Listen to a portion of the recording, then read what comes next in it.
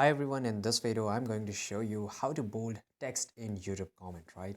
So I will just open my YouTube here, and in this video I will just comment and I will show you how you can just bold your text. So I will just write here awesome man, and I just want to bold this awesome word. And how I will do it, just go to start of the word and put a asterisk here, and just go to the end of the word, put a asterisk, and make sure you don't put any spaces between the word and the asterisk, right? And once you put the asterisk at the start and the end of the word, you have to just press the enter, and that's it. And I will show you here. You can see that awesome word has been bold, right? Maybe you're, if you're not able to say it, you can see there is a difference between awesome and man, and in this way you can just bold. I will show you once again. For example, I will just write in capital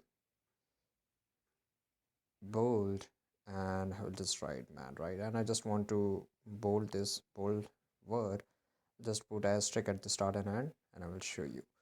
This is pretty easy. So yeah, spelling of the bold is wrong. I'm so sorry for it, but yeah, I hope you got the point, and you know how to bold text in your comments, right? So this is it, guys. I hope you found this video very useful. If you did, subscribe.